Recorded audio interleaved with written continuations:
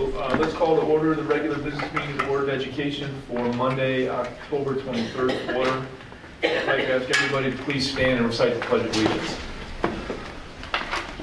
Pledge allegiance to the flag of the United States of America and to the republic for which it stands, one nation, under God, indivisible, with liberty and justice for all. All right, roll call, please. Jim Batson. Pat Grudy. Here. Kevin Huber. Here. Scott Luce. Here. Carol Munstead. Here. Ellen Mauer. Here. Matt Thurman. Here. Okay, so we know Jim Batson absent for the record.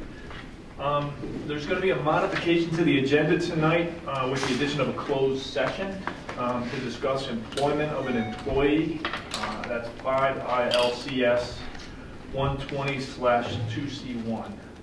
So we will do that at the end of the meeting. There's no plan for any action after that executive session or closed session. All right. Other than that, our agenda tonight, we will have, we'll open it up for public comment.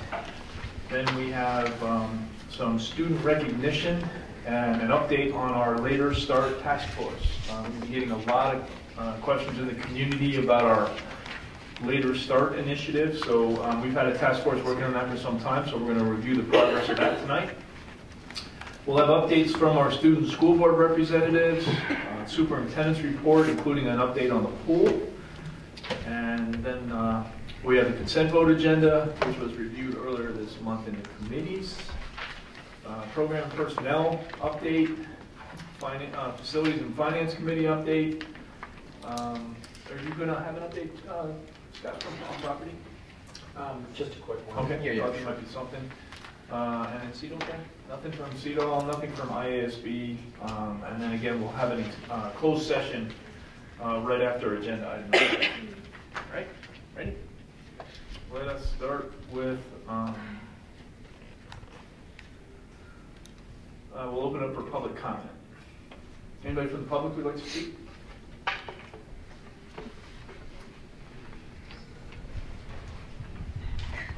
I was hiding behind the screen. There you go, Steve. Good evening. Steve Mitchell, 14645 South Somerset Circle in Green Oaks. It is very exciting to see the first signs of construction beginning at the LHS site for the new natatorium. I want to again thank the district administration and this Board of Education, both present and in the past, for your vision, persistence, due diligence, and commitment to making this project a reality.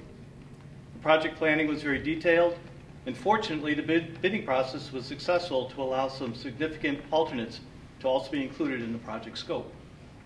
I want to also express appreciation to the community at large for their support of this initiative, and especially to the students, faculty, and parents of LHS for their patience and flexibility as the construction phase begins. We should all anticipate a great outcome and a wonderful new community asset when the natatorium is complete. Additionally, it is also appropriate, in general, to express appreciation to this administration and to the board for your continuing efforts to raise the bar and deliver outstanding programming excellence for our students. Each of you have accepted the responsibility of your roles, understood the challenges of your duties, and seek effective means to continuously improve the governance and management of the district, including enhancing communication and transparency. I believe the majority of the community recognizes and acknowledges your commitment and focus in setting goals, measuring results, supporting innovative educational opportunities, and ultimately acting as good stewards of the resources available to prepare our students for future success in this quickly changing world. Thank you for your time and service. Okay, thanks, Steve. And thanks for all of your commitment over, it's got to be 3 or 4 years working with us to plan the pool and do that. You've been a tremendous asset to the team as we put that project together. All right, anybody else? No? Okay. So let's start with our student recognition. Sounds like exciting. Best buddies. Who's going to take that? for Best Buddies, we're going to have Zach Ford come up and do a presentation about this wonderful program. Oh, and Zach will be joined by Hannah as well. Hi. Hi, Zach. Hi, Hannah. Hi there.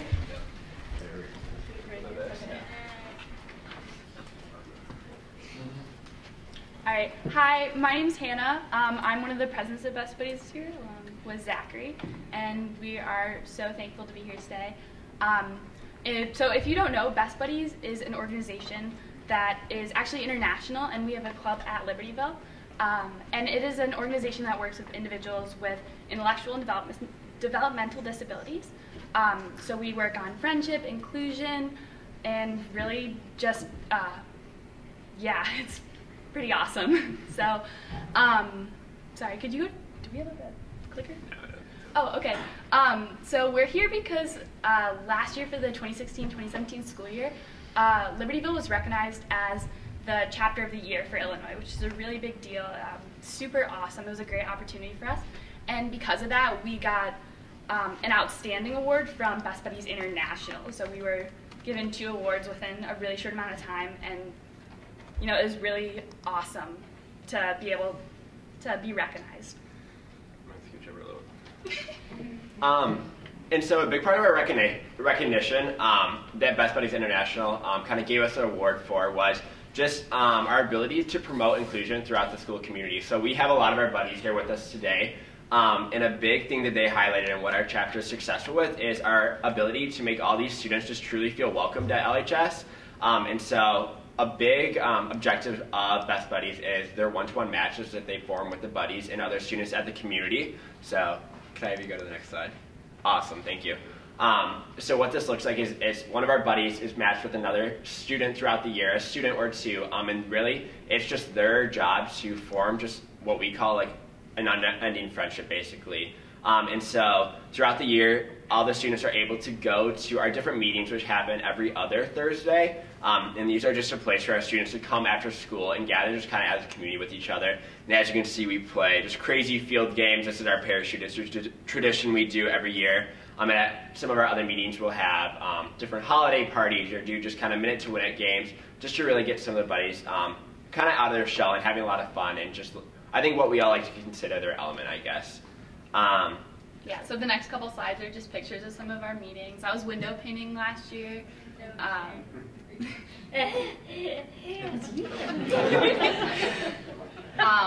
Yeah, so that's our Halloween party and our Minute to Win It games. So at our meetings, we really just try to promote an atmosphere of just being undeniably yourself, and as you can see, that's exactly what we try to do in everything that we do. And as Zachary was saying, it really works to not only get our buddies out of our shells, but the people who participate in it that are not part of our buddy program. It's really been amazing to see just the transition of everyone involved.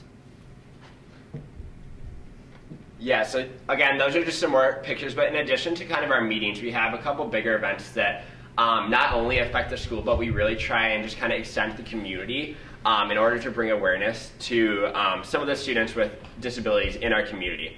So if we could go to the next couple of slides, we have pictures of some of these. One more. Awesome.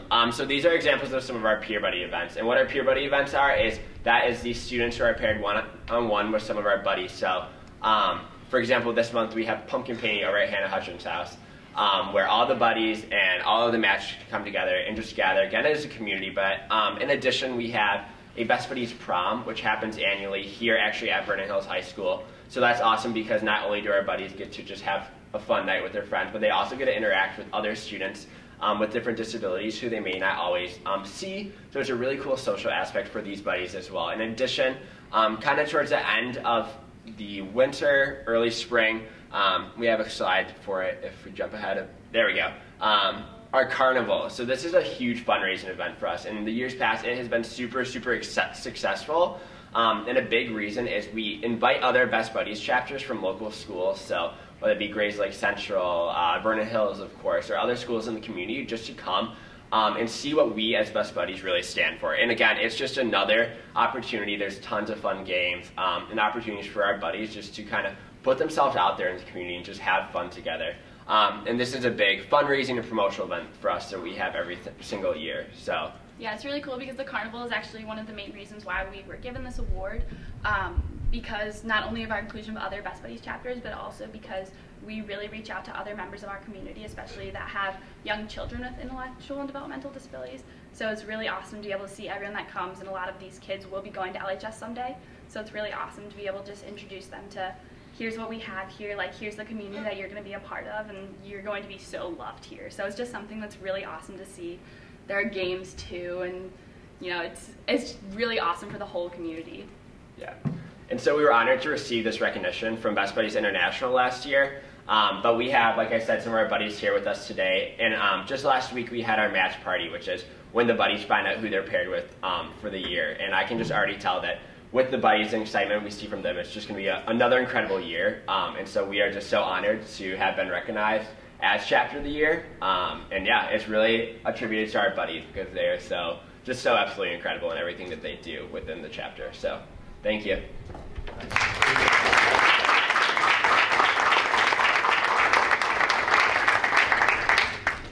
We'd like to take a moment to recognize some of the individual students who are part of the program. Zach, you want to come on up? And Hannah, you want to come up with me? I just want to kind of give my perspective as a principal to the board as well. This program is truly unique, and we don't see this in a lot of area high schools to be quite as well developed and as central into the heart of the high school.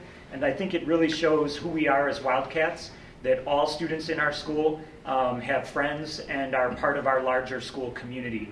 It really, for all of our accolades and our accomplishments with athletics and fine arts and academics, this one stands shoulder to shoulder with all of those. So I'm very proud of all of these students.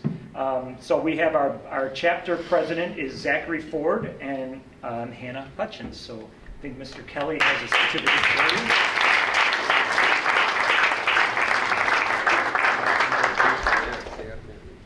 And I believe is James Clavey here. James, come on up.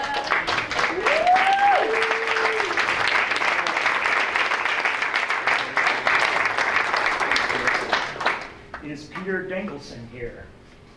There he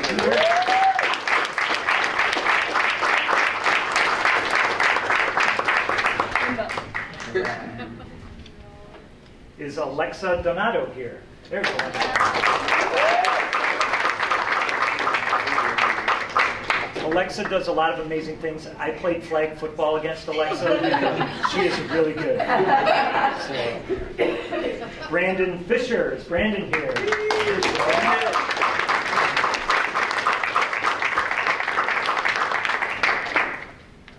Is Kathleen Lund here?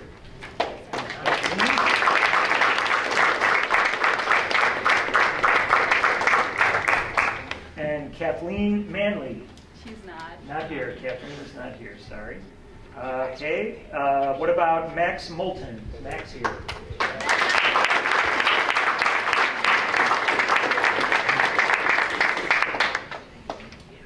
Colleen Mullins.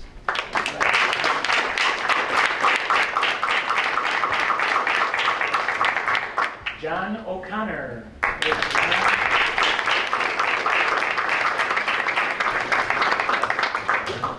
I met John because I have a rule that if my door is open, you can come in and talk to me and introduce yourself. And one day John came in, introduced himself to me, and we had a nice conversation. So you haven't been back since. Well, actually, when your lights are out, it kind of sounds like the room's empty, so. That is true.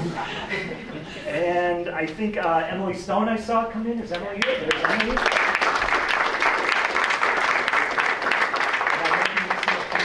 Zach, can you help me? Who did I miss? Mallory. Is Mallory here? There's Mallory.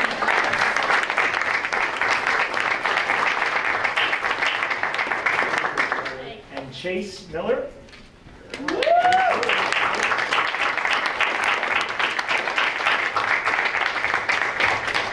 Chase loves graffiti art, and we have to work, Mr. Kelly, on getting a graffiti wall at Libertyville High School. Your office, Tom. We had a conversation about that the other day. Did I miss anybody else who is here part of the program? I do also want to thank two of our staff sponsors who are here. Miss Lindsay Ressiter is back here, and Miss Nancy Stevens. Want to do a group photo before we're done? Yes. And parents, if you guys want to come around and take a picture. Yeah. We're going to take our time. There's no hurry here, okay? They never have to.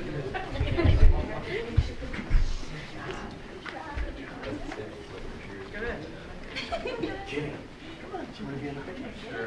Jump in there. All right. Yeah. That's a hiccup. Okay, wait till you.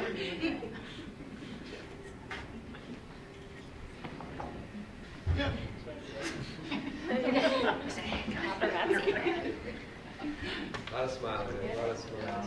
All right, everybody good? Yes. All right. Good?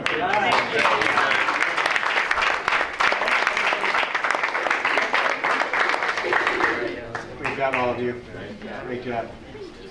Go home and get our homework done. Oh, we're good. We're going to get ice cream. Before we leave, and I heard ice cream someplace here, but before we leave, we also want to thank parents and family members who allow us and our students to do the, just a phenomenal experience that all the kids have together.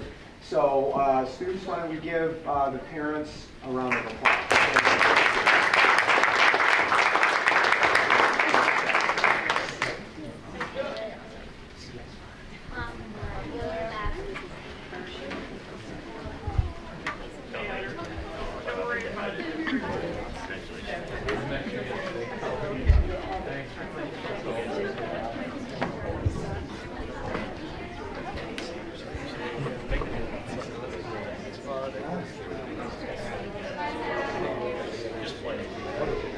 So while they're all leaving, I'll just highlight, last month or so, I lost track of time, but I had a chance to go to Career Day at Vernon Hills, which was very good. But I also had a chance to do mock interviews last week at LHS. And one of the coolest things about LHS is when you kind of talk to the kids and ask them what it is that they did while they're in LHS and they're especially proud of. You hear about Best Buddies and Link Crew and a lot of those things. And it's really cool. I mean, I interviewed some just fantastic kids last week, and if it wasn't for the fact that I was scheduled to do things, I'm not sure I would have gone back to work, because it's so invigorating to be there and enjoy the enthusiasm and the passion that the kids have for what they do. It's hard to go back to it's hard to go back to work. So it's a great morning, and I applaud all you guys and everything that you do. Very very motivating, to say the least, especially in today's day and age. All right, now for something a little different. Very hard act to follow. A very hard act to follow. But backed by, shall I say, popular demand. I think a topic that we get a lot of calls about, so I'm anxious to hear all the progress you guys are making. Great. Well, we certainly can see the powerful impact that social connections like those forged by Best Buddies have on the emotional health and well-being of our students. One of the questions that we've been asked as a district over the past several years is related to the start time of the school day and the health and well-being of our students. So tonight's presentation will provide an update on the later start time task force. We'll talk a little bit about when conversations related to later start time began in the district. We'll look at some of the research related to start times and student health and well-being. And then we'll provide an update of where the task force is currently in its work. So we are now in the having completed the second meeting for this school year of what officially became the later start time task force in the spring of last year. The group is facilitated by me, as well as Associate Principal Ray Albin from Libertyville High School and Assistant Principal Joe O'Brien at Vernon Hills High School. We're facilitating a group of about 30 people, which now includes parents and student representatives from both schools, as well as educators and administrators from both schools, as well as the district office. We first started having a conversation about later start time in pockets across the district. And the question that was asked most frequently was related to districts around us pushing start times back. Sometimes the questions came from our own students who were in the midst of projects to promote social change locally and asked why we weren't starting the school day later.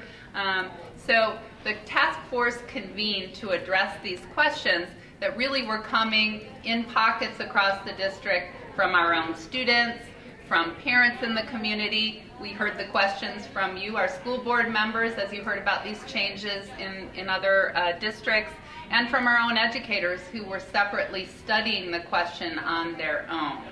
So from those questions, we began to look at the issue first in school groups, gathering research and sample studies.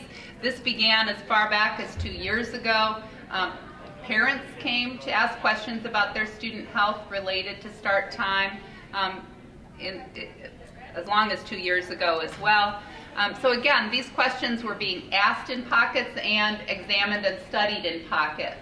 During the last school year, we formed the D128 Innovation Team, and there were educators from both schools who were interested in studying start time that joined the Innovation Team and began to study that as a group. When we provided you with an update on the Innovation Team last year, we discussed the efforts of that group looking at start time. When it became really clear that that group didn't want to study the issue any longer, they really wanted to implement it, we agreed in the district administration team that we needed to form a more formal task force. And so that was when we formed the group last spring and sent out an open invitation to D128 educators and administrators to join this now formal task force charged with investigating the possible implementation of a later start time. At the end of the 2017-18 school year, that task force had met 3 times, had made recommendations in May that they were all on board with implementing a later start time, and that we needed then to form a group which included a broader representation of our students and our parents.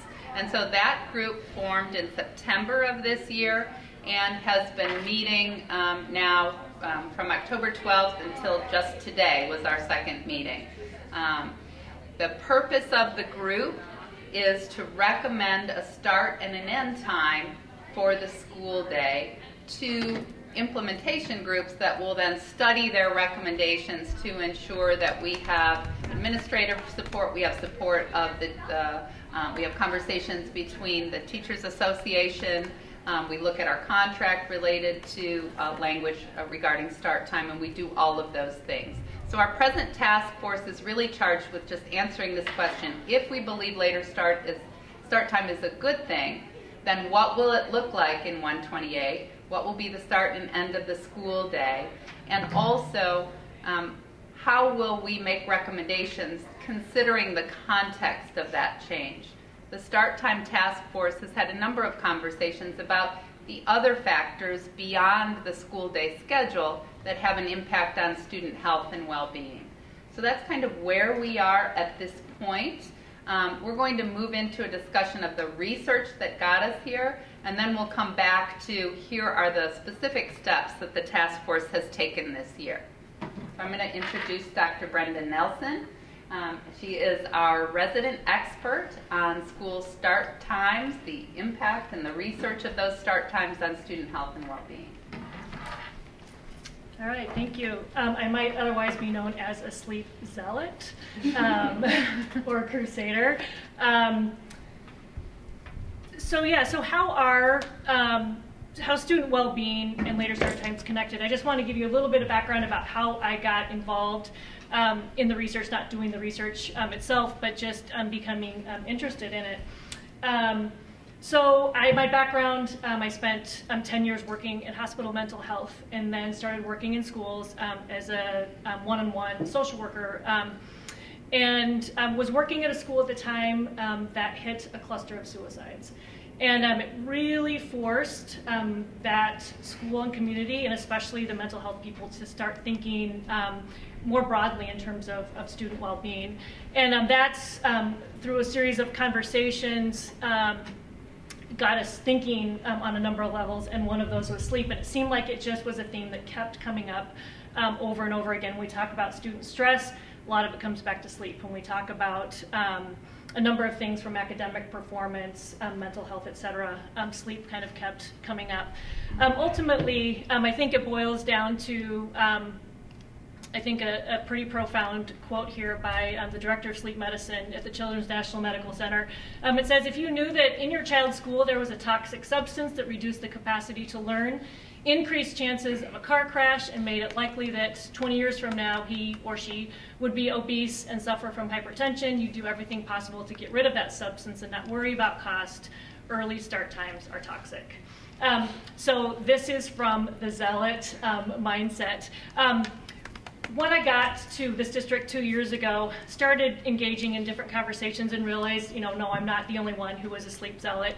And so together with my counterpart at Vernon Hills and the nurses from both schools, we advocated to come to the district admin team and just say, hey, let's take a look at this research. However, knowing that I do tend to be sort of have a crusader kind of personality, I asked myself, all right, are you really being intellectually honest here? Are you looking at this maybe with too rosy of glasses? And so I spent winter break leading up to this presentation of the research really asking myself, all right, you're going to dig into this research and try to identify where the holes are. Is there a reason that we should not let teenagers sleep later, that we should not change school start times?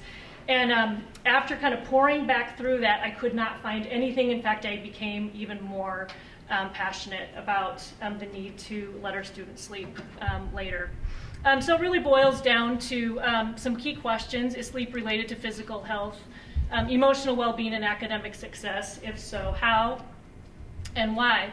And then in looking at that research, how do we understand the science? How do we link it with practice? And then how do we really guide that decision making with values? So it's not just about, hey, everybody else is doing it, so we should do it too, but really being linked to those values of looking out for our students' well-being. So these are some of the claims that come out of the later start time research. The thing I think that initially grabbed me, 1996 was when Edina, Minnesota, went to a later start time. They were the first ones in the country, and immediately saw higher grades and better test scores. But in the research that has followed, a number of things have come to light. Schools that go, or communities with schools that have later start times have fewer car accidents. There's improved both physical and mental health. We could unpack that all night, but we'll just leave it at that. They see decreased substance abuse, decreased disciplinary issues, fewer athletic injuries, and better athletic performance.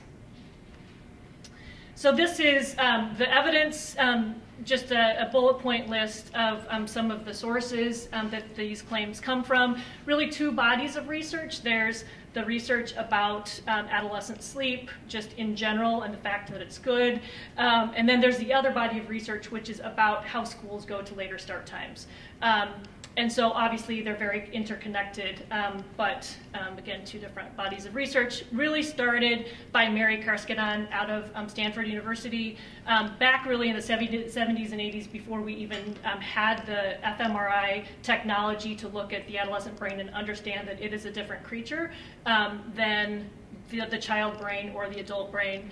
And then, so she's really the pioneer of adolescent sleep research, and then Kyla Wallstrom out of the University of Minnesota really is the core researcher when it comes to later start times, and really has been followed by Taylor and Francis out of Oxford and Harvard. So ultimately, the research points to the fact that worldwide, doesn't matter the culture, the socioeconomic status, generally speaking, 11 p.m. to 8 a.m. is that circadian rhythm that the adolescents follow. And it's based on, again, talked to them about that fMRI technology that has let us understand that the adolescent brain very much, it's such a key time of development, really impacting emotions, impacting physical development, learning, and it's just a very, very precious and awesome time of a person's life that we need to really pay attention to and figure out how to just package that well-being and give it the best chance possible. So the impact, I guess the good stuff that comes out of this is that, you know, improved mood. We see rising rates of depression and anxiety. There is absolutely no question about that in our society. Increased sleep will improve our ability to read social cues. When kids are sleep deprived, they're more likely to get in fights. I think that even as adults, we see that with each other. We may be more likely to argue, more likely to take things personally. The adolescent brain, that's just all the more magnified. We also see improved attention and focus, just because when we get more sleep, there's more blood flow to the brain. So we talked about like athletic injuries. When there's no sleep, there's not as much blood flow here at the sides of the brain, which impacts motor coordination. And so attention and focus are super key when we're talking about learning and physical coordination. And then again, we talked about reducing risky behavior. So that is a real nutshell. I would love to go on and on about all the awesome things, and if anybody would like to talk further about it, this has just been a passion of mine for a really long time. I'm very excited that our district is taking it seriously.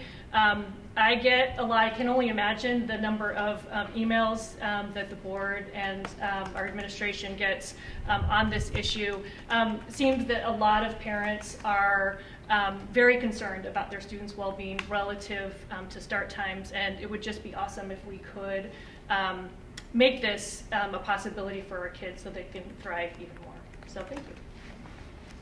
We'll bring you back to questions too at the end, and thank you, Brenda. So this is exactly how the Later Start Time Task Force formed last spring when we had educators meeting together, and again this fall when we included parents and students, was hearing Brenda's passionate review of the research that supports the change. So what progress have we made?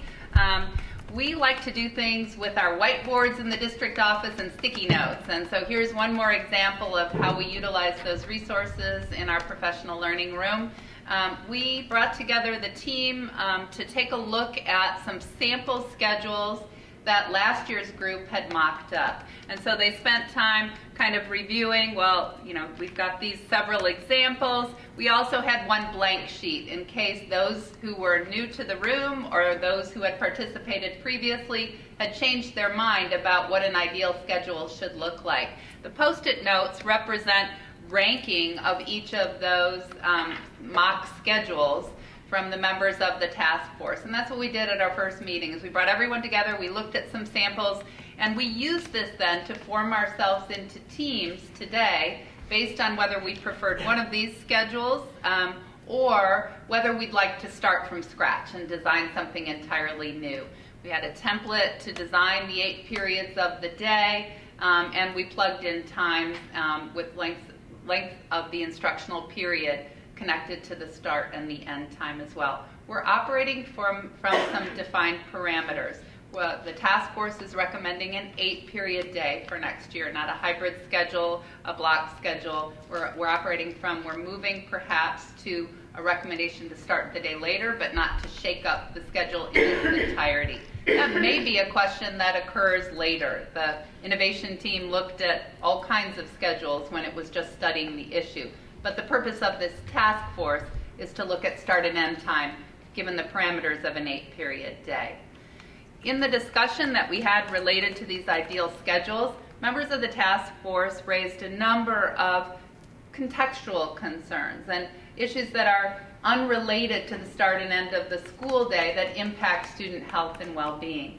And so we decided as a group that when we finish our work, we'll recommend what we come to consensus over regarding a start and an end day and the length of the instructional period, but we'll also contextualize that with some other remarks related to the other factors, the start and end of practice time and extracurricular events and the balance that students have in their lives because of the number of things that they're involved in, the amount of homework. These were all questions that were raised by the team that are related to the start time issue, but won't be resolved by the work of the task force. When this task force finishes its work, those recommendations will be just that, recommendations, as I mentioned earlier, that then will be subject to further review by administrative teams, by conversations with the Teachers Association, and ultimately with the decision whether to recommend to you, the Board of Education, a change in the start and end time of the school day. So that's where we are now. We plan to meet again on November 6th to conclude coming to consensus over start and end times, to develop this list of talking points that the group cares deeply about, and then we'll go from there. So that's the end of our presentation. Would you like to ask questions of Brenda and or me? Brenda? Rita, just one other comment, and you hit both of these points, of course, nicely, and that is the holistic makeup of the group, the task force. At this time, we have students, we have various staff members, we have administrators on the group, and part of the conversation as we go on during the year, as you pointed out, will be with the teachers union as well, because this would have an impact on their workday. Discussion has been great, and that will really, allow us to have a really great discussion with the union as part of that process as well. Can either of you remind me what time we're starting and ending at currently? Yeah. Libertyville starts at 7:30 a.m. and ends at 2:50 p.m. And Vernon Hills starts at 7:55 a.m. and ends at 3:15 p.m. So there's at least in that example, there's half an hour shorter of a school day. And in 321, starting an hour later, but ending, you don't end at 3:50, you end at 3:20. Just in that example. It was up on the board, right? We looked at a number of different examples. None of those is the schedule that is being drafted or recommended. All of them consider later start times, potentially, shorter class periods, potentially not so much shorter class periods. So everything is on the table for discussion currently. We've not reached consensus about any of those issues. So it could be a combination of any or all of those. But you said, when we talked earlier about this, there is a requirement of the number of minutes a day. None of the drafts that are being studied or prepared would not meet the requirement for the length of the school day. I have a question. When is the goal that the recommendation and ultimately it get brought to us for final decision on this? What's the date we're targeting? We would like for this recommendation to be made in time for a date for you to approve this. If we went in that direction with plenty of time to communicate the decision and to implement the decision next school year. So the goal is to get it in time, but the goal would be to implement in the fall of 18 for that school year. Right. Yeah, that would be the earliest we could achieve it, and we hope that the group will finish its work, the other processes will work out, and if a change is recommended, that it would happen in 18-19. So for example, the group comes back to us with a recommendation a couple months, let's say, or sooner, or right after winter break, let's say. In the meantime, and following that, we would have some continuing conversation with the teachers union over that and how that fits their workday in terms of that. And if we can get concordance with that, then we'll be ready to make the decision. And that can be made as part of negotiations, or that can be a standalone tentative agreement that we agree that we're going to move forward with. So we've got some options there. The soonest the task force will finish its work is November 6th at our next meeting. Yeah, if we were to come to consensus over a recommendation and develop this list of talking points, the soonest we would complete that is at the end of the November 6th meeting. I just have a question. I don't know if there's an answer answer to this, but as you're looking at the research, is there a ranking of when the sleep happens versus how much the sleep is? A ranking? Like, What do you mean by more ranking? important to the kids sleep from 11 till 8 versus 10 till 7, you know what I mean? Right. Versus how much sleep Right. they get. So I would, yeah, I would say 9 hours or for, right. it happens at this particular time.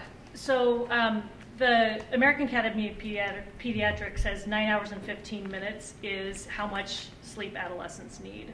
And then the circadian rhythm is the roughly 11 p.m. to 8 a.m. And so it's both the slot in the clock, right, as well as the amount. So is there, in your mind, is there one that if you had to kind of give or take with one or the other, you, like, well, I mean, the only thing you have control over is the time it starts, I guess. Right. So I feel like, yeah, I mean, I think that that's a really good question because it's like, okay, why don't kids just go to bed earlier, right? But that circadian rhythm is super key because most, and that's not to say all teenagers, the vast majority of teenagers, their bodies want to stay awake until roughly, 11 o'clock, and, certainly later as well. But that right now, we don't even give them the opportunity of that window. And so this, by changing start times, at least they can achieve the possibility of that slot, right? There's a lot of other considerations that need to be taken into consideration, but that would allow them to get the quantity, to get them all the REM cycles, as we say, to get to the point where their brain and bodies are both fully recovered from the day.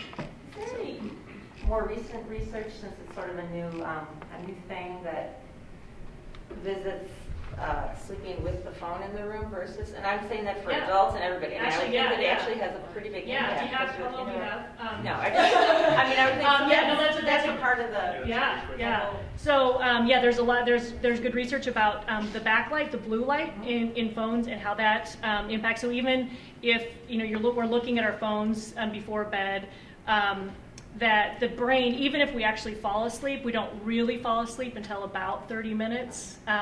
But, the recommendation is that phones be away for about an hour prior to bedtime to really let the body and brain start to fall into sleep. So it's interesting because speaking of a person who has a kid in college, everybody goes to bed with those. They're their alarm clocks. Sure. Yeah. So, interesting question, to say the least. It's becoming more and more complex. Would we be looking to have both schools on the same start and stop times? Because basically Vernon Hills is already a half hour, and I'm sure one of your alternatives is looking around that 7:55, 8:15 time frame that Vernon Hills is already on. So would you try to, because there was issue with buses before. Well, the genesis of that, as it was in many school districts back in the day, was that we were sharing buses between District 73 and Vernon Hills, and then Libertyville and 70. And so buses would have to do one route and then go off and do another route. So in order to make the buses work, the two schools developed those schedules so they could do the bus sharing that they needed to do. We're no longer doing that. With the current bus company was able to adjust. So we have the flexibility to put both schools on the same time schedule, and that would be, I think, as the superintendent of the district, that's what I would want to recommend, because the research would still be valid if we made that decision for both schools, right? So one of the logistic dynamics that of course has to be figured out is, can we still do the busing, right? I mean, we could have a great schedule, but if we can't get the kids here without adding $100,000 of cost to the school district, or $500,000 or whatever it would be, that could interject another significant issue in the conversation. It looks like right now that we can move forward with that and hopefully be accommodated. But as they get closer to a schedule, then we'll work with the bus company to make sure that we can do that, obviously. Did some preliminary questions last year about that as well, but the task force was really challenged with should the start times be the same, should they be different? I'll tell you the drafts they're exploring right now, they're looking at the same for both schools. Makes sense. We should also make sure we at least ask the question about the traffic on 176 an hour later too, because my guess is it could be even worse than it is 6:45, 7 o'clock. But let's see, let's just make sure we ask the question and involve the police department and others in those conversations. Those are all outside of the purview of the task force, right? Well, we've told the task force is design your optimal schedule, and then it will move out of there to some of these, the cost making and the decision making. We've also invited the members of the task force to be available for questions that follow their recommendations, right? So we've said that they're recommending an optimal start and end time, but there may be times when we want to reconvene the task force because during the implementation we've learned something that maybe we want their feedback on as well. You wouldn't sacrifice the late start day, would you? Well, the current conversation is if the late time were if the starting time were later consistently every day, would there be a need for an even later start date? Because presumably you can do some of that. Start time. Yeah, we would have a gap in the morning in the teacher's normal work days, so those would be some of the logistics we would work out with the association. We would not want to sacrifice teacher collaboration time, but we would have the conversation of whether that would fit within the later start each day that we were proposing. Or how to do it. How to do it, right. So, yeah, I think we can.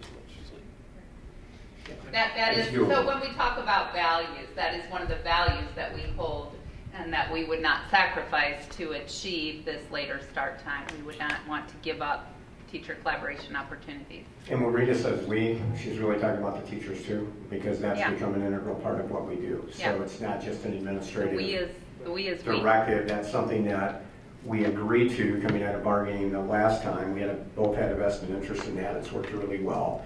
So we would work together collectively, we would go this direction, and figure out how to best do that and still meet the needs for teachers and administrators to collaborate in the best interest of our students, where that might take us. Go ahead. As principal, obviously I understand there's a lot of factors we need to consider, but I'm most interested in the impact that it would have upon our students' health and wellness. And I'm just wondering if you guys have any general kind of reflections about what you're hearing. I think, Madison, you're actually on the committee. Just from I know you don't speak for all students, but just some general reactions to what you heard. Personally for me, I go to bed at like 12 o'clock, whether I'm done with my homework or not, because that's the point, like I'm tired, I can't really focus anymore. So I'm just gonna sleep till we start. So like I'll be getting an hour and a half more of sleep. So for me, it'd be better. And I feel like I work better in the morning as well. So like on late start days, I actually get up at normal time and just work on homework because I'm more productive in the morning. So Tuesday I go to bed earlier. So for me, like I could get up earlier and work on my homework and go to bed earlier. So I don't know. For me, I prefer it.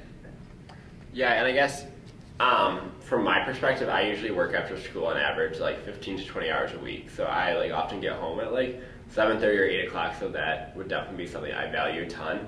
Just because at night I find myself just when I do work on my studies, I oftentimes am just very tired and it's definitely not 100% of my best effort. So just not necessarily having that time to do homework longer, but to be able to kind of take that time to rest and be ready, I guess, for the next morning. And plus, I find that too, like Madison said, on late start days, I am just like a lot more alert. And sometimes having had been awake for, let's say, maybe an hour hypothetically, like before getting to class, versus rolling out of bed and like speeding over to school, you're a lot more attentive in class, definitely come your first period. So.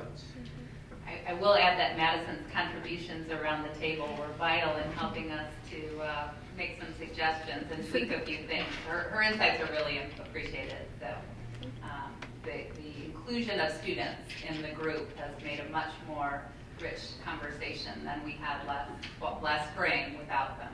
One more? Go ahead. Well, I think it's interesting because I'm actually learning about this in psychology right now, so I never actually knew the scientific reasons behind it all.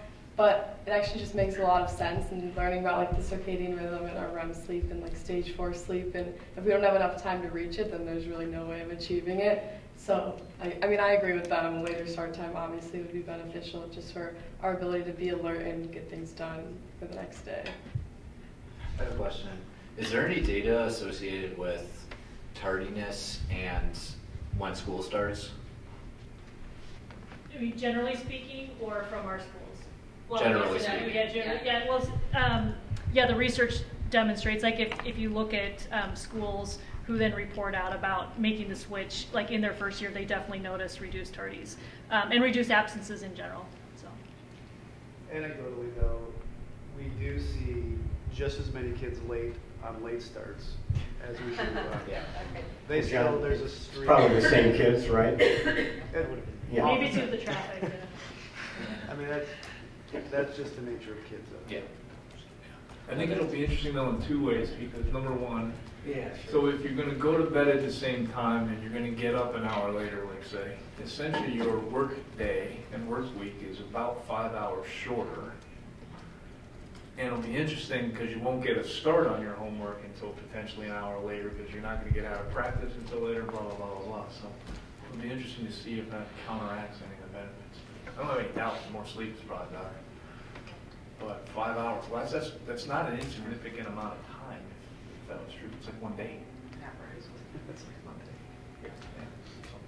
Yeah. My last comment, listen, this is, my perception is, you know, this horse is out of the gate, or the train's out of the station, it's moving down. So I would just encourage all of us to keep to the timeframes that you want. Obviously, there's some administrative things that need to happen to make this happen, but get the goal so we could implement next year. And you've done a nice job being inclusive and getting different kinds of inputs. These guys know me a little bit now. Now it's time to get the decision and let's go. Yeah, I guess let me ask the question that way. Do you guys believe it's inevitable we're going to do this, or is there still some further study we got to do before we make a final call? I mean, I understand there's a lot of details, but I would say everyone on the task force, and remember I said the task force was an open invitation. In the innovation team, when the conversations began, these were people who were interested in the concept of a later start time.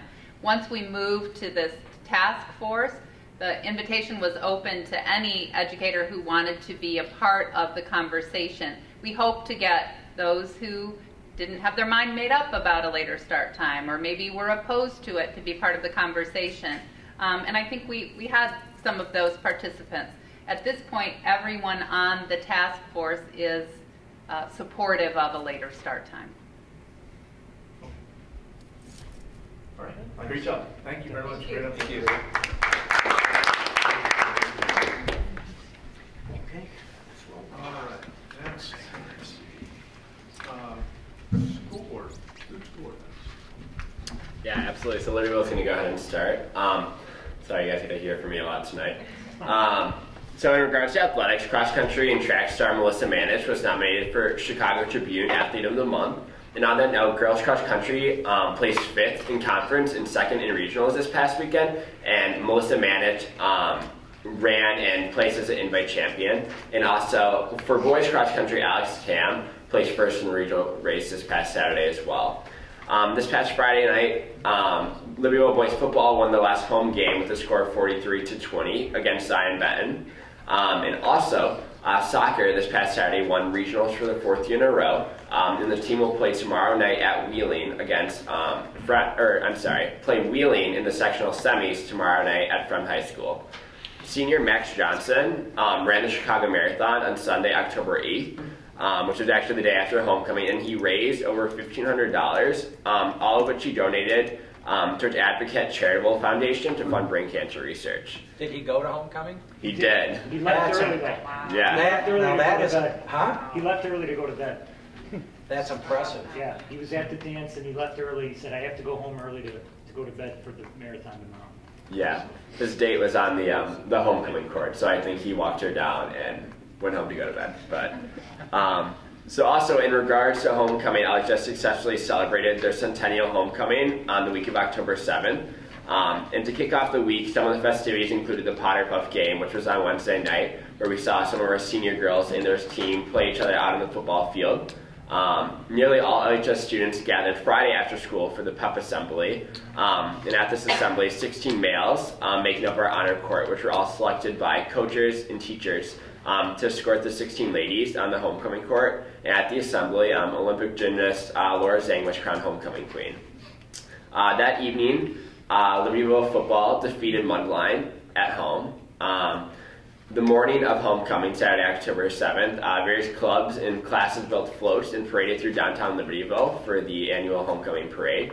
As part of the homecoming celebration Saturday morning, LHS alumni had the chance to tour the school, seeing just how things have changed since their years at LHS. In the evening of the dance, LHS Best Buddies, the executive board organized their own homecoming group where students with disabilities were welcomed at the dance more than ever. Illinois Music Education Association selected 29 LHS students across from choir, band, and orchestra to be a part of their respective ensembles. And this is a huge honor for all the students who were selected just because of the amount of practice and the hours they spend kind of mastering their skills. And then LHS and Vernon Hills students, ceramic students, got to take a field trip this past week outside actually at LHS, where they were able to put some of their ceramic creations into an outdoor kiln that our teachers made, where their creations were fired to over 1,800 degrees, and then when they were taken out of the kiln and placed to dry, the students' work kind of developed this glaze that made them just truly amazing. I saw some of them. They're pretty incredible. Hi, and then to follow, for Inhumans physiology classes recently, the students carved pumpkins to show where skull bones are, unlike people, and they display them in the LHS courtyard, so it's very festive and everyone gets to learn from it. Also mentioned earlier that LHS held mock interviews on Thursday, October 19th for consumer management and personal finance classes to get like a feel for an interview, so it's a really good like training for the students. And then the LHS Student Council is hosting a canned food drive. So our student council members are running around the school, surprising classes, throwing out t-shirts to get everyone pumped up for the canned food drive and promote it. On a note for the Centennial, we had speakers Ike Riley and Tom Morello come visit LHS and speak, who are LHS alumni. And their presentation was really awesome. Actually, they had a really open dialogue and were very honest about like their time at LHS, the good and the bad, and it was really interesting to hear like how much LHS has changed for the better, and it made me like really appreciate how it's grown. And then as Zachary mentioned, we had the open house, and around the school is pictures displayed of like the old events at LHS and new, and again it's cool to see how it's grown, like the pictures in black and white versus like some of our friends now. It's really interesting. This week we're celebrating Red Ribbon Week, which is for alcohol and drug prevention. And this past Friday, Life of a Wildcat hosted an event to decorate the school, which looks phenomenal. It's really awesome. And just like get excited for the week. And then various activities are following this week, including like a health fair in the library, all to promote well-being, living drug and alcohol free. And then lastly, the French exchange students are here visiting. They leave this Friday, and that's where Lola has her student right now, so she's spending time with her. And they're visiting school. I know they went to Six Flags this Saturday, and it's really exciting to get to interact with them. Okay, so I'm just going to try to go through this really quick because I'm about to go back on stage. All right. You have your mic on? Yeah, I have my mic on right now. Can they hear us downstairs? Yeah. I made sure to turn it off, so just in case, because I really yeah, I'm just going to be careful what we say here. Yeah. Okay, so I'm just going to say a couple things. So we had really... If you need to go, you need to go. Yeah. I'm like about to go 6. I'll just say real quick. Okay, so we had a really good homecoming turnout. We had the highest number of kids attend that we have ever had. So we had over 850 kids at homecoming, which is really awesome. It was largely due to the fact of our student council executive board having really good plans for the whole week. Our theme was carnival, so during one of the days in our lunch periods, we had carnival games set up, and the whole school was decorated really nicely. So everyone was really excited about that. We also had lunch and learn we have those, I think, a couple times a month or something, every other month. And they just speak about different topics, and this topic that we had a couple weeks ago was a lunch and learn for the Uganda trip, and so the people that went on the Uganda trip got to talk about our experience, and we had a slideshow and a video, and we taught all the teachers about what we learned and stuff, and a lot of them thought it was really valuable, so it was a really cool experience. I got to speak at that lunch and learn as well, so it was cool. And then we had a lot of students make it to ILMEA district for choir. We had Jenny Williams, Nikki Madonovich, Darby Barnett, Kelsey Carrito, Kaylee Brand, Micah Kim, Stephen Castor, Dominic Black, Julian Bose, Crystal Chen, and Jackson Kanushnik. For band, we had 10 people, and then for orchestra, we had 1 aerial chop. And then musical is this Friday and Saturday, 7 p.m. It's curtains. I think it's a really good show. It's really awesome, and you guys should come. It's this week and next week. And then Jillian Bose was actually auditioned and got accepted to the National Association for Music Education All-National Choir. So at the end of this month, she gets to travel to Disney World for 5 days, and I looked it up. There are 3 kids from Illinois that are there, which is really cool. So she's one of them representing the state. For sports, golf made it downstate and finished 10th. Girls cross country, we were the conference champions, and they're getting prepared to compete at regionals, hopefully sectionals and state again too.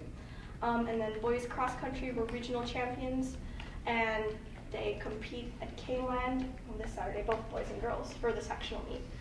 And then freshman Magdalena Zusek won the gold medal at the Shotokan Karate World Championships in Italy, which was really cool. And then Snowflake, we had a couple of students from our high school be leaders for that, which is really cool because they get to be paired up with some of their old middle school teachers, as well as be an example for the kids at the middle schools for this kind of program that teaches drug-free awareness and healthy lifestyle living. Max Ratner he's a senior and one of the leaders, and he said that I find the experience extremely nostalgic and rewarding to be able to give back the entertaining and learning experience I encountered as an 8th grader back to the kids this year as a leader. If I had the chance, I would definitely do it again. And we have a lot of relationships with the middle schools. Fine arts kids go and perform, band, orchestra, and choir.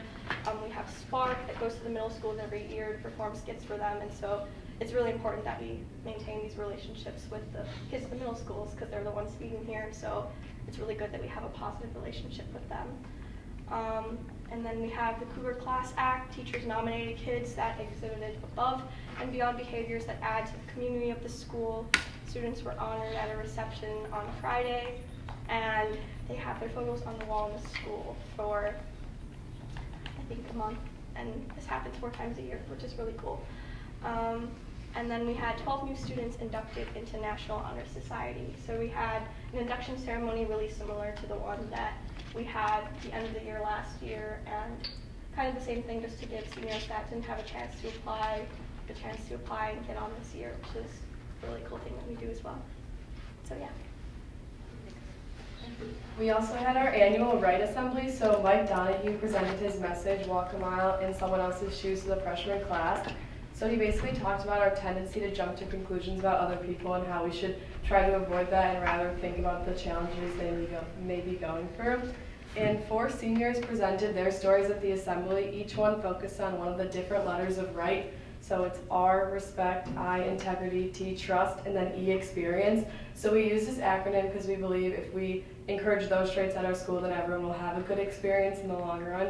Then there's an open mic opportunity at the end of the presentation where freshmen can go up and share part of their story with the rest of their class. So that went really well, and there was a lot of participation again.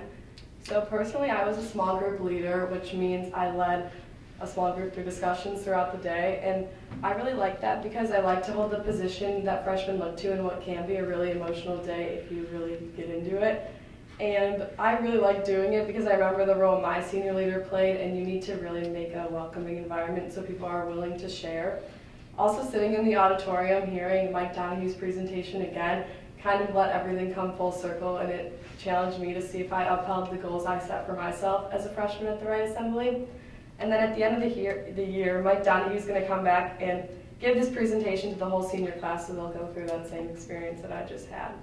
So then our Student Diversity Council debriefed the freshmen about the Right Assembly, and they talk about how they want to work on inclusion in our school and do so by spreading those 4 right acronym letters. And some students presented personal stories sharing ways they think the school can still improve. they ended the day by challenging students to step outside of their comfort zone and talk to students they don't normally talk to just gain more knowledge on their classmates. Okay, thank you. Any questions? No? Okay, great job. Thanks for all your hard work. Next, superintendent's report. Okay, thanks, Pat. We'll start with more good news about our students and staff tonight. The District 128 Special Olympians hosted the Area 318 Bocce Ball Tournament at VHHS on October 1st.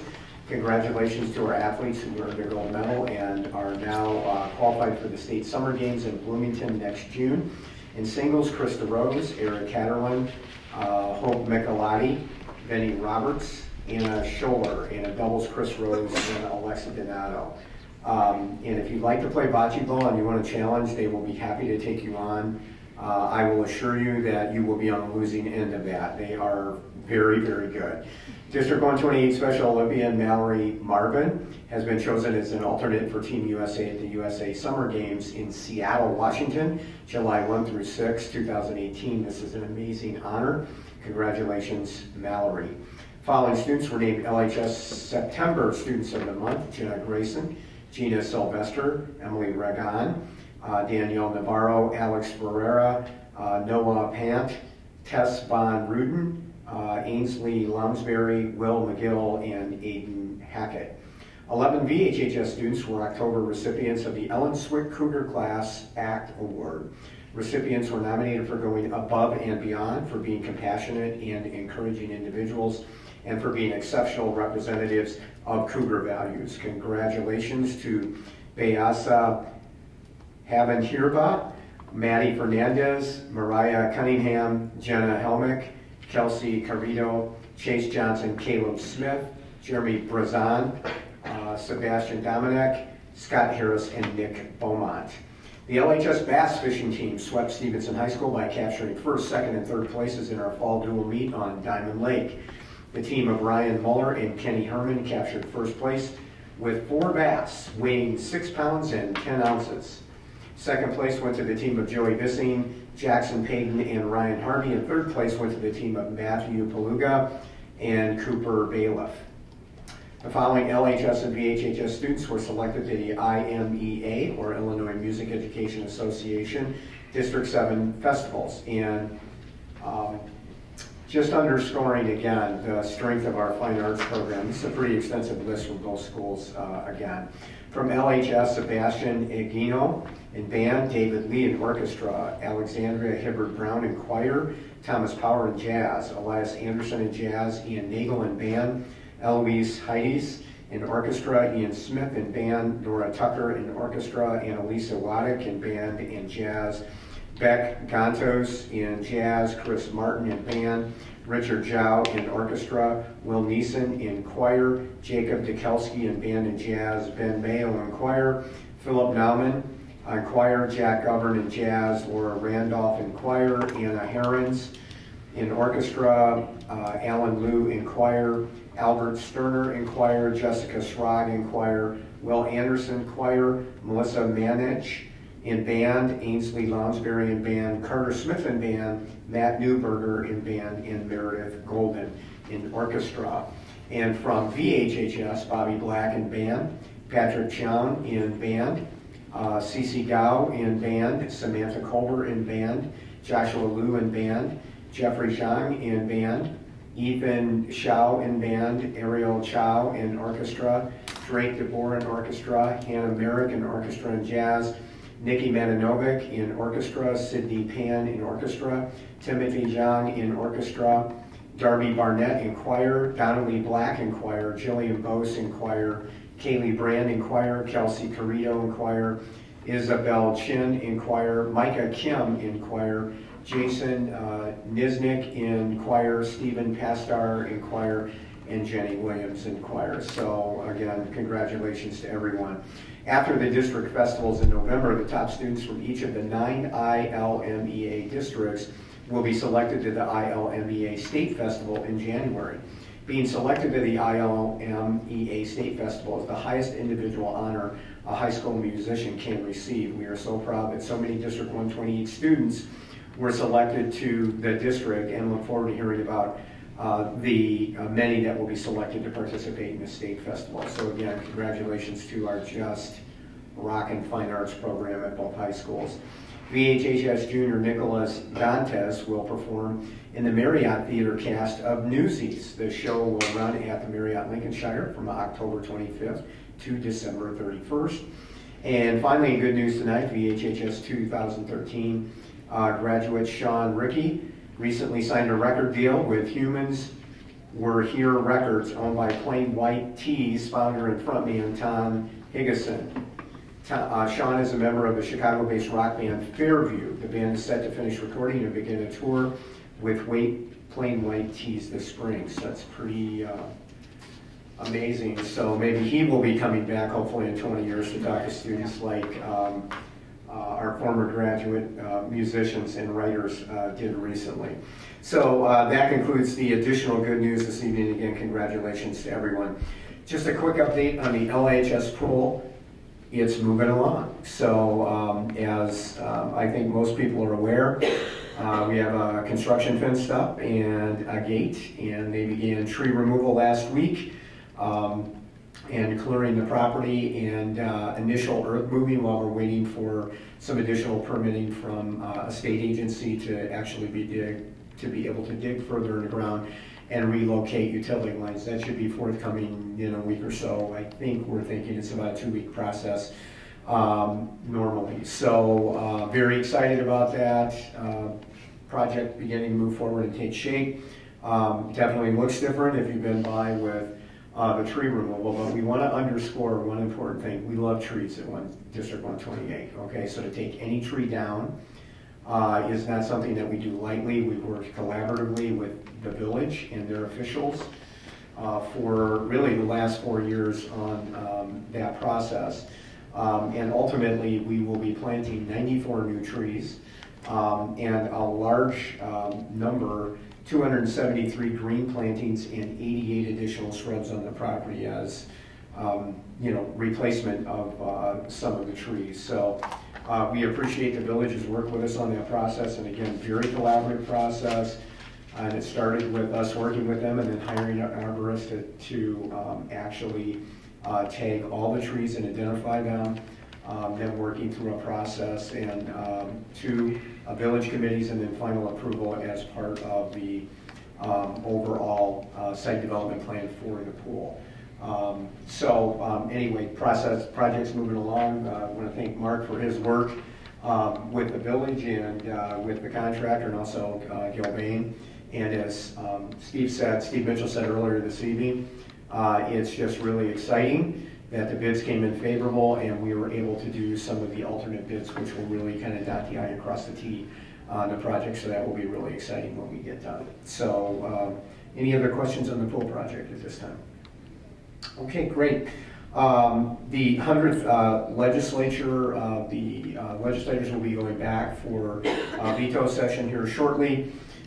For a short period of time. There's usually not a lot of legislation generated out of that. We are still waiting for clarification on some of the legislation that was passed last time, certainly as it relates to Senate Bill 1947. As we get more information from our professional associations and ISBE and the State Board of Education, we of course will share that with the board and the community moving forward. Brandon Memorial update. If you've been by the memorial, it's nice. I mean, I think it looks really good. We're waiting for the bronze cast plaque to come back. That'll, again, kind of dot the I and cross the T on the project. But the basic part, the main part of the project was done in time for the 100th anniversary celebration. So it's a nice opportunity for people to go over and take a look at that as part of a remembrance. And it is definitely visible from 176 if you look down that way. So again, thanks to Mark and the crew for working on that and moving it, and Mary for moving that along and their help with that. Okay, any other questions about Brainerd Memorial? Okay, we did have one FOIA request this month, and as the state requires now, we are reading those into the record, and then we're estimating an amount of time to comply with that. So on 10/5/17, we received a request from Kirk Allen of American Watchdogs Incorporated in Paris, Illinois. They requested, one, a copy of all debt currently held by the school district in any form to include but not limited to lines of credit, financial institution bonds, credit card. Two, a copy of all payment structures for that debt that reflects principal payment, interest payment, and the time frame of those obligations. Three, a copy of all compensation provided to the superintendent. Four, a copy of the superintendent's employment contract. Five, a copy of the minutes and agenda where the superintendent's contract was approved. Follow-up responsibility was Dan, Stanley, and Bryant, and the deadline for response was 10/12, and our response date was also on 10/12.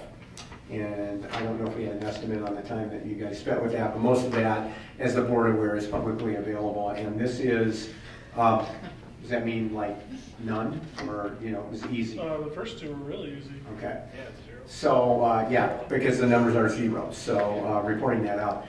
These types of reports from a group like this will go to all 868 school districts in the state, and they gather a base of information to share with anyone and everyone moving down. So it's not abnormal. I do want to point out with FOIA requests, we haven't mentioned this for a while, that with FOIA requests, we do not have a legal obligation to create new reports for FOIA requests. So we don't have to go out and create a brand new spreadsheet and have Dan spend and a business office staff spend 2 weeks creating a document and pulling that. So it really revolves around information that we have available that we can share.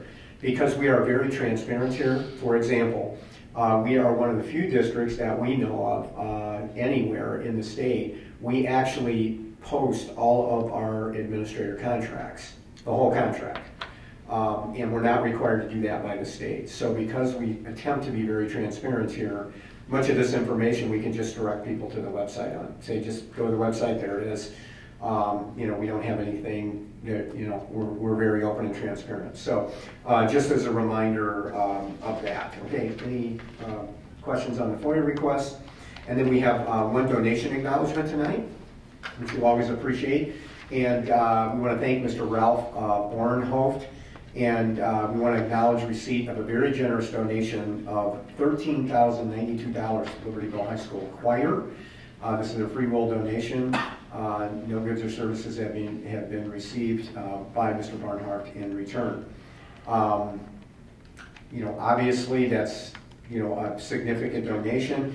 Dustin Halvey, supervisor of the Libertyville High School Fine and Performing Arts Department, is purchasing 6 music library storage systems with the donation. The LHS choir music staff and other music groups at the high school will benefit greatly from this addition for many years to come. So again, thanks for Mr. Barnhoft for thinking about Libertyville High School and the students there. We, as always, appreciate that. Okay, Pat, I have no other tonight, so we may move on to the rest of the agenda. Thank you. The consent vote agenda is listed. We approved it or reviewed it earlier in the month. Can I ask for a motion to approve the consent vote agenda as listed? So moved. Second. Any discussion? Not roll call, please. Grudy. Aye. Huber. Aye. Luce. Aye. Lundstedt. Aye. Mauer. Aye. Thurman. Aye. All right, motion carries. Program and Personnel Committee, Chairperson Mauer. Okay, we have first board policies up for second reading adoption. We've got, how many listed? 5 listed. There have been no changes since the last time we looked at those. Does anyone have questions about them? Okay, then we're looking for a motion to approve those policies as listed. I move to approve the board policies as listed after the second reading adoption. Second. Any discussion? Not roll call, please. Huber. Aye. Luce. Aye. Lundstedt. Aye. Mauer. Aye. Thurman. Aye. Grudy. Aye, motion carries. Okay, next we've got board policies for first reading, and there are several. We have policy 280, board member oath and conduct and exhibit, and that simply updates the board member oath that the Illinois school code provides to us. So, after you're elected, you stand up there and raise your right hand and say the thing. That's that. Policy 2210, organizational Board of Education meeting. That policy is updated to include that the successful candidates for the board shall take the oath of office as provided in the above policy. Then we have policy 6 to 10, instructional materials. That simply adds diversity language as recommended. Policy 6240, field trips and educational tours. The language has been changed to parental consent obtained for field trips, which allows the school to get permission electronically. So it doesn't have to be in written format. They can also email and get that electronically, which kind of just updates us. Then we have policy 810, connection with the community. That updates the language on public relations to allow for more broad use of media and communicating information to the public, so it includes things like social media and websites. Then we have policy 8110, public suggestions and concerns. That's a brand new policy, and it just states that the Board of Education is interested in receiving suggestions and concerns from members of the community, and any suggestions will be referred to the appropriate level staff member or district administrator. Questions on any of those? We were discussed in committee. So then next month we'll bring them back for second reading and adoption. And then next on the agenda we have employment of employees, and we have 2 replacement hires. So we're looking for a motion to approve those replacement hires. We're doing them together. So I make a motion to approve the 2 replacement hires as listed. Second. Any discussion? Roll call, please. Luce. Aye. Lundstedt. Aye. Mauer. Aye. Thurman. Aye. Grudy. Aye. Huber. Aye. All right, motion carries. And then D, other, we have none as far as I know, so Okay. that concludes the report. All right, thank you. Let's see, in Chairman Baskin's absence, we'll just move right, okay, Kevin, you can take care of it? Sure. The Facilities and Finance Committee did indeed meet. First order of business was the 2017 tax levy discussion dates and estimate. I believe we set a date of October 30th. Correct. And we highly encourage all of the public who wants to talk about the levy to join us on the 30th. I'll turn it over to Dan for further comment. Yep. We mentioned on there the estimate, so we'll go into more of this on detail on the 30th, but one of the laws in Illinois is called the Truth in Taxation Act, and what that law requires is that before the board can adopt its annual tax levy, at least 20 days before you take that action, the board has to estimate their levy. Now, the purpose of that is basically to figure out, the board has to determine whether or not their levy is going to be an increase of more than 5% basically, of more than 5% than what they got last year. And so you do that 20 days early, and if you realize I am going to ask, if the board realizes we are going to ask for more than 5%, then there's a number of other things there's a number of other steps you have to take. If you decide you don't have to, you're going to be under the 5%, there's less steps you have to take essentially. So that's really what this is to kind of show you. So I have a document here passing out to kind of show you the estimate based on the information that we know. You don't need to, I'm not really going to walk you through how this works right now. We'll do that really on the 30th, but essentially all the key numbers are there. At this point from the county, we're estimating that overall EAV is increasing at about 4.9%. CPI that we know, which is the rate of inflation that we can operate under for this tax levy, is 2.1%. We are estimating the new construction at about 13,000. 13 million. 13 million, thank you. A couple weeks ago, came in and got numbers from the county that were 24 million, which is true. However, we realized as we kind of dug more in, 11 million of that are in TIF zones, that we can't access that money. The idea is that you will be able to access it eventually once those TIFs expire and come back, quote unquote, on the rolls, but that won't be till these TIFs expire, and I don't know yet enough about those TIFs to know when they'll expire. Essentially, the 11 million is going to be the 2 retirement homes that were built. One is on Waukegan Road in Atkinson, is that the road? And then the other one is on 176 just west of the interstate. Jamaica Gardens, or Jamaica Gardens. Those are both in Green Oaks, so they've got chips. That's really the 2 big ones. There's a couple that are within our district that makes up the 13 million that are there, particularly like Uncle Julio's. is now coming on the rolls. There was another one that was pretty fair sized. Oh, the outpatient center at Condell, that was in, so that's in there. That's a chunk of that too. The vast majority of it were those into residential improvements throughout the taxing district. So those are the numbers that we know, and so based on, you're limited by PTEL, this tax cap law essentially that limits how much your extension can grow. Based on the 2.1% of the 13 million, it's estimating that you'll be capped at a 2.5%. And I don't see, there's no information that I see that is going to put us anywhere near having to ask for 5%. So that's really the purpose of estimating, is to figure out, are you going to be at that 5 or asking for more? That's not going to happen. Now, these aren't really final numbers here to show you, but it's really meant to kind of illustrate that example and show you the estimate based on the information that we know. So one key point that Dan made, okay, the board has not made a final decision on the levy yet. This is part of a legal process that we have to go through. As Kevin mentioned earlier, there will be a special board meeting this coming Monday on October 30th at I think 6 p.m. Denise, did we set that up for 6, I think?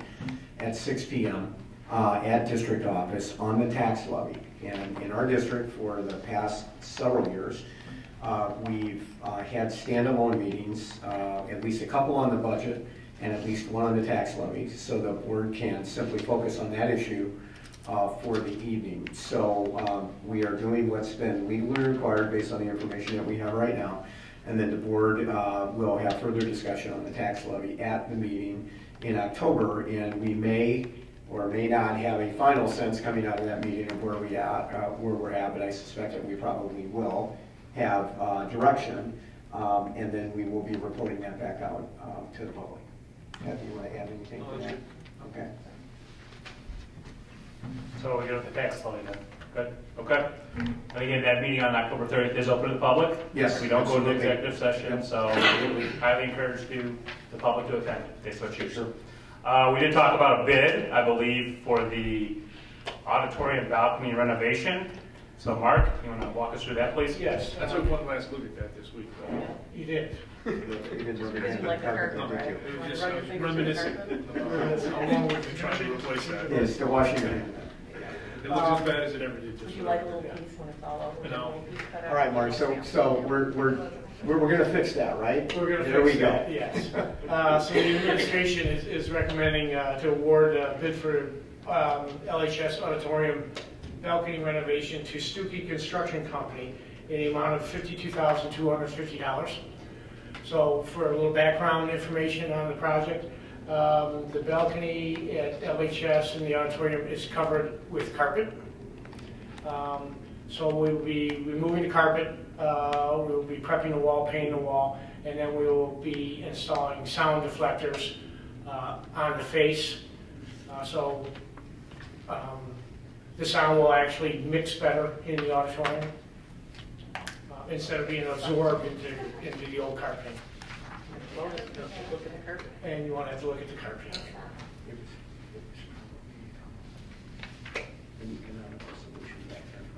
I'm sure it was a wonderfully thought out solution back then. Just make sure you cover the chairs when you rip it up. Yeah. Oh, yeah. Chairs are not chairs. I make a motion that we accept the bid from Stuckey Construction in the amount of $52,250 presented. Second. Any discussion? No. Roll call, please. Lundstedt. Aye. Mauer. Aye. Thurman. Aye. Grudy. Aye. Huber. Aye. Luce. Aye. Motion carries. All right, final item C, other. Any other items from our CFO? Superintendent? I think we're good. All right. Thanks. Good job. Property bid? Just a quick reminder, we've been asked to assess the possibility of the district acquiring a property off of Diamond Road in Libertyville. This is just south of 176 on the west side. We are in the process of working with Mark and Rick as it relates to due diligence, with the thought that possibly that property might be utilized for parking or other means. That process is ongoing, and a recommendation will be coming soon. And if that were to move forward, so there was some discussion about the zoning and stuff like that? I mean, I know we had a discussion with the village on that, right? But I'm Yes, assuming we would clarify all that before we would make any moves if we chose to do so. If we chose to do so, yes. So I've had an initial discussion with the village and our options as for zoning of the property. The zoning, all the property around that is zoned commercial presently, and to the south of the property is the easement for was the old railway, so that's the bike path. So this one little lot stands out as residential. So we will delve into it deeper with the village, but that was a recommendation to change it to commercial, and we just need to verify that we would be able to maximize the putting parking on that property to maximize it according to the zoning laws in the village. So I'm still in the process with them. So we've got some drawings, so I'm going to take some drawings to them and meet with them, and so we can move forward. Rick, anything to add to that, or is that, we're all summing up right now? No, Mark's been dealing with the village and trying to get that background taken care of, and then we'll, if it makes sense to move forward. All right, anything else? That's it. Scott, I think it's safe to say if we did purchase, let's do the what ifs. If we did purchase the property, if we could get it zoned, probably the maximum amount of parking spaces that we could put there are 25. But that's 25 more spaces than we have right now. So that would definitely preliminary. That's what you came up with, right, Mark? That definitely be something that we'd want to take. It's kind of a little bit of an odd shape. Yeah. It's not necessarily square. It's more like you said parallelogram. So that might limit. So it limits, you know, when you initially look at the property, the size of it, you know, shows it 100 foot wide, but it's actually, that's on an angle.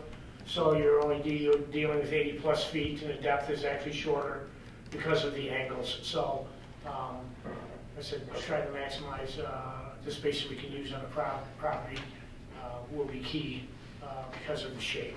So that's going to limit what we initially thought that we could do with the property. So that will have to be taken into consideration when we decide whether or not we want to move forward. Well, sure. Can we look at that in more detail at FNF next Sure. month? So let's look at that. Let's look at, you know, where the kids are going to park, where they're going to cross, what they got to do to get in. Can we also, will we be able to look at that time, the discussion that we had as it related to the extra amount of parking that might be on the parking that's planned by the pool? Would we be able to look at that at the next facilities? Yes, we have some initial ideas put together for extra on the actually campus property, and we're going to actually add some more designs, try to come up with some more options for the parking in different areas in the front of the building. So the watchword was we wanted to add some additional options there so we could, after we had some discussion, we could really pick and choose based on the dynamics. And it would give us a little bit more flexibility to say, yeah, we like this, we like that, and then as we work with the village on any approval process too, we'd have a maximum number of options with the space that we have available. Yes. And then also, let's at least have some high-level estimates on the investment it would take to do that. I don't know whether we got to have utilities moved there. Yeah. I'm just interested in it. Is it $100,000? Is it $500,000? Is it $1 million? I'm not trying to get it. So that would be the parking over and above the 40 spaces that we're putting back. Correct. Yes, that would be any additional parking. Yes, I'm talking about the one on the new property. Oh, the one on the new property. Oh, that one. Okay. No, I'm talking about the new one in particular. But I think because before to go back to the other one though, that's all the above. what I think we want to see that too. What addition to the 40? What would be? Again, you would have to come back saying we could do 20 and it will look like this or whatever. We're not talking about phase 3. Yeah, we can look into demo the building, site, stormwater management, all the things that we would have to do in order to develop that property. This is obviously additional cost on top of the purchase price. Correct. Okay. Okay. So we'll just keep that moving. We'll keep that as kind of a standing agenda item. Okay. All right. Let's see. No CEDO, correct there? No ISB. So if I could ask for motion to move into closed session. Again, the topic is employment of employee, 5 ILCS 120/2C1. Make a motion that we move into closed session to discuss employment of an employee 5 ILCS 120. Second. Any discussion? Roll call, please. Mauer. Aye. Thurman. Aye. Rudy. Aye. Huber. Aye. Luce. Aye. Lundstedt. Aye. Okay, and again, we will not be taking any further action tonight after the closed session. Okay, whenever we do a 5-minute break, is that going to be?